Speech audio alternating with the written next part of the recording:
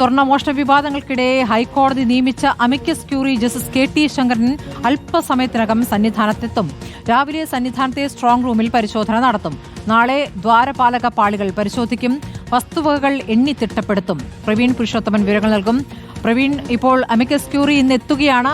അല്പസമയത്തിനകം തന്നെ justice K T Sankaran സന്നിധാനത്തെത്തുമെന്നുള്ളതാണോ സൂചന? അപ്പോൾ ഈ സ്ട്രോങ് റൂമിലെ കണക്കെടുപ്പിൽ ജസ്റ്റിസ് കെ ടി ശങ്കരനൊപ്പം ആരാണ് കൂടെയുണ്ടാവുക? കാരണം ദേവസ്വം ഉദ്യോഗസ്ഥർക്ക് ഈ കണക്കെടുപ്പുമായി ബന്ധപ്പെട്ട ഒരു വിവരങ്ങളും കൈമാറേണ്ടതില്ല. അത്രത്തോളം രഹസ്യമായി ആ കണക്കെടുപ്പ് നടത്തണം എന്നുള്ളതാണല്ലോ കോടതി നിർദ്ദേശം. പ്രവീൺ,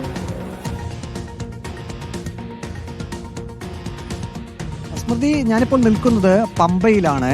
ഇന്നലെ രാത്രി 8:45 ജസ്റ്റിസ് കെ ടി ശങ്കരൻ പമ്പയിലേക്ക് എത്തി. ഇന്നലെ രാത്രി ആ പമ്പയിലെ ദേവസ്വം ഗസ്റ്റ് ഹൗസിലാണ് അദ്ദേഹം തങ്ങിയത്. രാവിലെ 7 മണിയോടുകൂടി ജസ്റ്റിസ് കെ ടി ശങ്കരൻ പമ്പയിൽ നിന്നും സന്നിധാനത്തേക്ക് പുറപ്പെട്ടിട്ടുണ്ട്. പക്ഷേ നമുക്ക് ഈ കാണുന്ന ഈ ചെക്ക് പോസ്റ്റ് വരെ മാത്രമേ മാധ്യമങ്ങൾക്ക് പ്രവേശനമുള്ളൂ.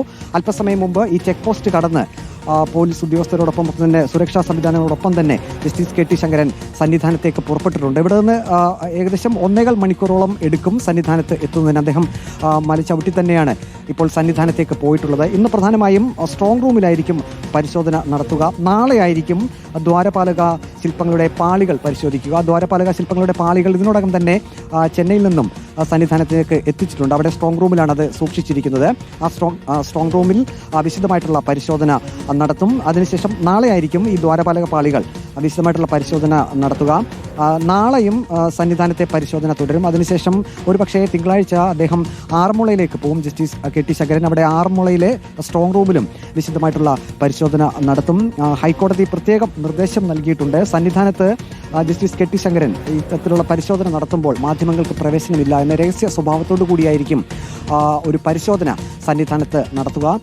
നേരത്തെ തന്നെ നമുക്കറിയാം ദേവസ്വം വിജിലൻസിൻ്റെ ഒക്കെ ഇത് സംബന്ധിച്ചുള്ള അന്വേഷണമൊക്കെ നടന്നിരുന്നു. സ്വാഭാവികമായും അവരുടെ ഒരു സഹകരണം കൂടി ഈ കാര്യത്തിൽ ഉണ്ടാകും എന്നാണ് പ്രതീക്ഷിക്കുന്നത്. അതായത് ജസ്റ്റിസ് കെ ടി ശങ്കരനോടൊപ്പം ദേവസ്വം വിജിലൻസിന്റെ ഒരു സാന്നിധ്യം കൂടി സന്നിധാനത്ത് ഉണ്ടാകും. സന്നിധാനത്ത് എല്ലാ ഇടങ്ങളിലും പരിശോധന നടത്തുമെന്നാണ് നമുക്ക് അറിയാൻ കഴിയുന്നത്. ജസ്റ്റിസ് കെ ടി ശങ്കരനൊപ്പം എത്തുക എന്നാണ് മനസ്സിലാക്കേണ്ടത്. അല്പസമയത്തിനകം അദ്ദേഹം സന്നിധാനത്ത് എത്തുമെന്നുള്ളതാണ്